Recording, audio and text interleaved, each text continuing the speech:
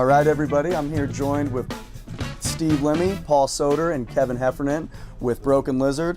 We're here talking about the brand new movie, Super Troopers 2, in theaters on 4/20 this Friday. Fellas, how you guys feeling? Great. Good. You guys enjoying Colorado? We treating you well out here? Yeah, very well. Always a good time. But that's the thing about like a tour. Like you spend 24 hours in a place and you know, we're used to like we would do bus tours or when you're doing a stand-up tour, you usually have 3 days in a spot. It's like you have a chance to go out, you have a chance to dick around. But this is like every minute of your day is scheduled. That means you so gotta it's go hard. a little You gotta go hard. You gotta find little places to relax. No doubt. But I mean, I'm sure people are letting you know the cool little spots to hit when you are here, right? Cool. Soter's a native, so you know. Oh, okay, good. He's from Colorado. No kidding. Yeah, I grew up in Little devil. Littleton. Yeah. So you get the Went to vibes out junior here. You know high. how we do it. Well, that was, you know, the 80s. That was then. That was back in the 80s. Things have changed, you know, in the last couple years, dude. For the better. Right? Yeah. Right? Right on. Yeah, Denver, you know, used to be, you know, for lack of a better word, not the most exciting. Sort of a cowboy town. What are you saying? I'm just saying it was, you know, you ever see the movie Things to Do in Denver When You're Dead? Right. Okay. I So, gotcha. but things have changed. It's a lot more carefree these days. Right on. Well, I love to hear it, man. But it was funny to be like a teenager and college-age student and be like getting high was like this thing you had to do in the shadows and nobody could know, and it was like a capital offense. Yeah. So it had this mystique, and now, you know, that's the one weird downside is like, it's not dangerous anymore. Oh, it's and that was part of the fun, you know? Yeah. It was like, It makes you more high when you're exactly. But you can just do heroin now. It's not like, you find your thing, you know what I mean? You find your That's Find your dangerous, danger, bro. Well, guys, so I mean, 16 big ones since the first one. Yeah. Obviously, I think a lot of people realize that Super Troopers 2 was like a huge, like, fan-funded success story. I think you used Indiegogo was like the website to kind of get the ball rolling with that. Yeah. How was it to see the fans kind of get together and just make that happen so quick with you guys? Yeah, it was super flattering. I mean, super humbling. It really was, because like, if we had started the campaign and no one contributed, we were done. It was over. You know what I mean? Leaving the ball up to us. And so they came out in droves and they came out quickly and hard, and you're like, oh my God. And now the great thing is, because of that campaign, now as we promote the movie, it's super interactive. Like we've done 15 screenings in the last 3 weeks for all the Indiegogo people, and it's just been a blast, like interacting with them. It's a different experience, you know? Well, you realize that, like, you know, I mean, without the fans, it wouldn't have happened. The fans paid the development money and they produced the movie, and it's totally galvanized us with those people. We're completely connected more than any other artist, I think, with their fans. They're just, you know, we meet all these people at these screenings, and on the street, they're like, hey, I contributed, and you hug them, and you shake their hand, you're like, thank you, it wouldn't have happened without you, and you start to get emotional. I mean, it's amazing. It's really amazing. That's awesome. I mean, I've grown up with the Broken Lizard like franchise since I was a teenager, probably not supposed to watch the shit, and now into my 20s growing up with it. And I've always seemed to notice you guys land that one role or character that's just perfect for the one you casted them. You know, whether it's the late great Michael Clark Duncan, you know, you got Linda Carter up in there. Late great Bill Paxton. Oh, Bill Paxton, no doubt, absolutely. And you know, you got Brian Cox making his return. Yeah. And I think I saw Well, now Rob Lowe. now we have making Rob a Lowe. Now it's Rob Lowe. appearance. So who's that one actor or actress you can kind of take a step back and be like, wow, that's cool to watch him work? All of them, you know. Yeah. I remember, you know, making Club Dread. Right. Paxton, like we were with so Paxton cool. for 10 weeks and down He's in Mexico. Such a chill dude. Yeah. And at one point, he was like, "Hey, Lemmy," and I was like, "Yeah." He was standing right next to me. He's like, and I looked down and his dick was out, and he was like, "It's what's for dinner." You know, and like when I was a kid watching Weird Science over and over again and loving the Chet character, did I ever think that like that's priceless. 15 years later Yeah, I'd be? you'd see his member. Yeah. But this time it's Rob Lowe, and Rob Lowe is a guy that we've watched for years growing up, and so many movies, and then you find yourself in a scene with him, and you're sitting there, you're looking at him, you're like, holy shit, he's so good looking. Dude's put together. Yeah, look how good looking he's been for like 75 years. He's been good looking. Right. You'll notice it. You'll notice it in the movie. Watch us. We're just starry-eyed. Shut up. All of our scenes with him. I look at him and I'm like, I'm not really acting there. I'm lost in his eyes. It's annoying because like we had the premiere in Los Angeles the other day and we were on the red carpet with Rob Lowe and he's like, okay guys, let's all do one where we look really sexy at the camera, and you're like, okay Rob, we fucking get what you're doing here. We get it, Rob. I saw that picture online. It is like he looks stellar, and the rest of us are like, Flawless. He doesn't need to try. All those people have like crazy careers and illustrious careers. You kind of made a huge career choice by going full frontal in the first Yes, and the first ST1. Yes. Now, is there going to be some more flesh here? What are we doing? Are you going to put us through that again? Sure. Wait, but I'll tell you this. I took my turn. My turn's over. Okay. So it's somebody else's turn.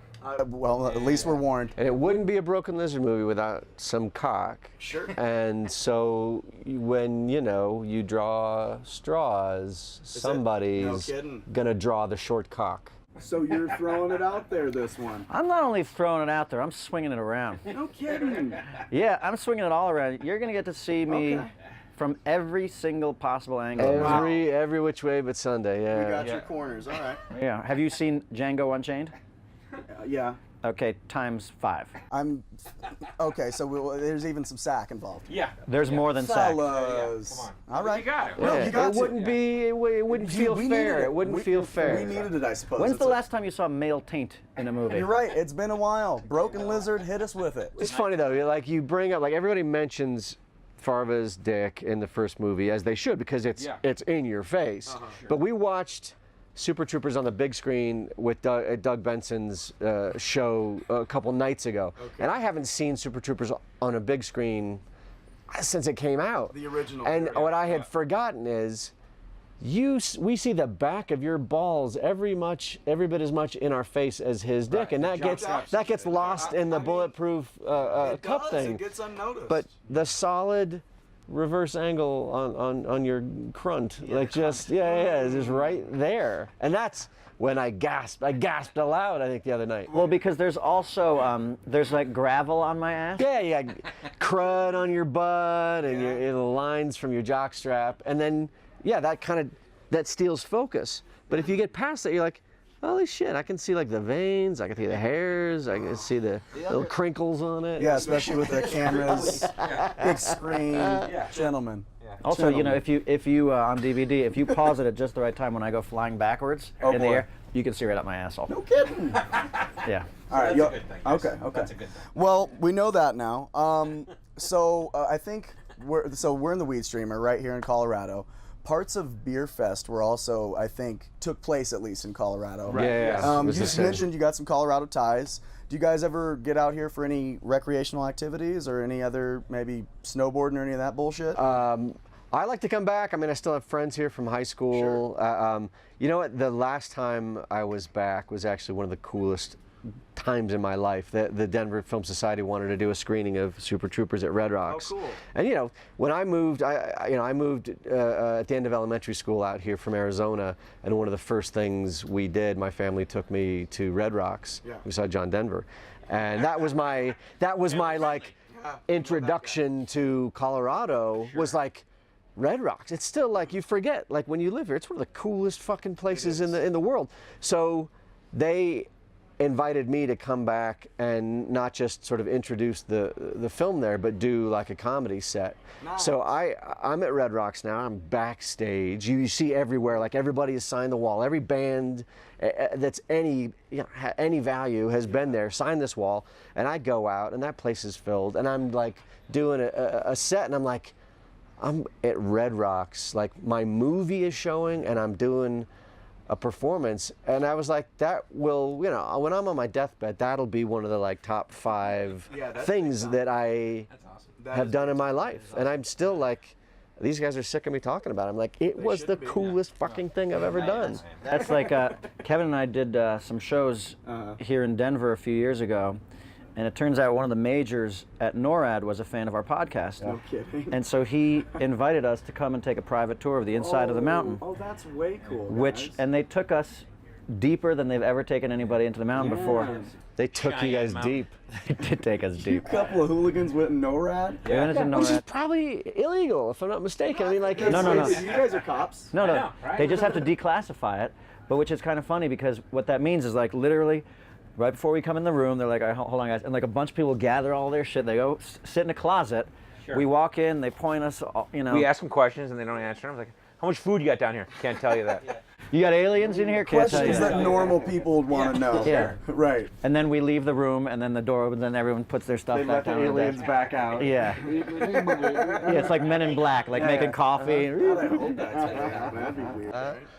But yeah, I mean, just the point of all this is, like, we have just been given access to like so many like cool things, really based on that movie that we just never, like, even when you visualize success, you just don't think about that. I don't think, okay, I'm going to be invited up to perform at Red Rocks. These guys never thought, oh, we're going to be taken into NORAD, and like. That's, you know, that's been the really amazing thing. No, in fact, I went to boarding school in Colorado Springs, and at Fountain Valley School, and so we looked up at, you know, at Pikes Peak, and NORAD was this legendary place. Yeah. The following year, I went back there for my high school reunion, and I reached out to the guys at NORAD again, and they said, you want to bring your high school friends by? Cool, and I surprised them with it. My friends didn't know what we were doing that day. It was a SAC event. Never heard this. And we were driving, one of them was like, I know we're not going to NORAD. I was like, no, we're definitely not going to NORAD. And we drove up. I mean, Just creeped him up the mountain. it's amazing, and it's true. It's like it's like when they realized they were going to NORAD, what the fuck did they do? they lost their fucking mind. It's like, I still haven't been to NORAD. it's a cool place. I'm going to NORAD. Now, so the movie drops on my favorite holiday. Yeah, national holiday. National holiday. I think anybody that's watching this with WeedStream, it's probably their favorite holiday too. Yeah. 420. So where are you guys going to be? What are your guys' plans for that big day? We're gonna be in New York City. Yeah, because we do a premiere there, then we do some press there, and then the first one when we released it, we were all living in New York City, and we like went out and went to theaters and went to bars and stuff. And I think we're just gonna do the exact same thing again, just a little nostalgia. So all the troops. Yeah. You know, we've talked about it because, you know, truthfully, the opening night of Super Troopers 1, we were at this bar, the Ace Bar in New York City, and it's actually the last time we got great news on an opening night of one of our movies. It was Club Dread up against Passion of the Christ. Beer Fest, you know, didn't do great at the box office on opening weekend. Timeless. Yeah, I mean, it didn't open big, but like, just the fear was, would anybody go to the theater? So for us to get the call, like, even that we had, you know, we're going to sort of do respectable business was like celebratory night. So we're hoping now, for that same phone call. Hopefully we get the same celebratory phone call. We'll go back to the same spot. Cool. Yeah, maybe do everything the same. For the juju, you get the juju going.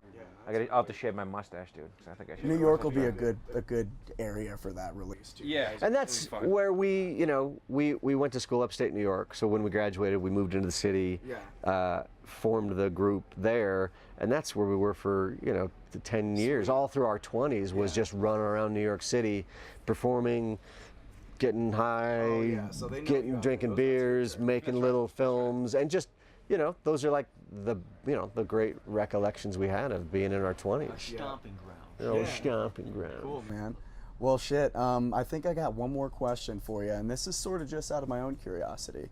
At the end of Beer Fest, there was a subtle hint towards, I think you know where I'm going with, a little PotFest action. Yeah. With the legal weed scene now in 2018, are you guys making any strides towards that, or is there any word on that? If the fans, specifically the stoners, get off their asses and go see Super Troopers 2 on opening weekend, and we have a good opening weekend box office, then yes, we will make PotFest just for you. Right. For those people who loved Beer Fest and hated Super Troopers, you still have to go see Super Troopers 2 to unlock PotFest. So we've got you. I think we got you by the ball. Just buy the ticket and go see, you know, I Feel Pretty or whatever else you want to see that weekend. I mean, Rampage, but yeah, I mean, we want to do it. I think it's the challenge with it is kind of as we talked about, like, that's not necessarily a dangerous proposition anymore. So it used to be like, okay, I can visualize an underground illicit. Yeah. So now we kind of have to crack, like, all right, well, what would be the illicit, dangerous, mysterious world of pot smoking? Right. With an activity that's now really out of the closet, out in the open. But to be fair, beer drinking is not illegal. We just made it. It was just a secret competition. It's exclusive. Oh, the amount of times I watched Beer Fest just even before I could drink is unfathomable. But fellas, it's been great to have you aboard the WeedStreamer. I hope you guys. It's a cool scene. Hell yeah, man! I'm glad you guys liked it. Steve, appreciate you. Thanks, Paul, man. Yeah, absolutely. Kevin, Thanks, man. you guys are great. Enjoy the rest of your time out in Colorado, and I wish you guys great success. Thanks. Yeah. Appreciate it. Thank you. Right on.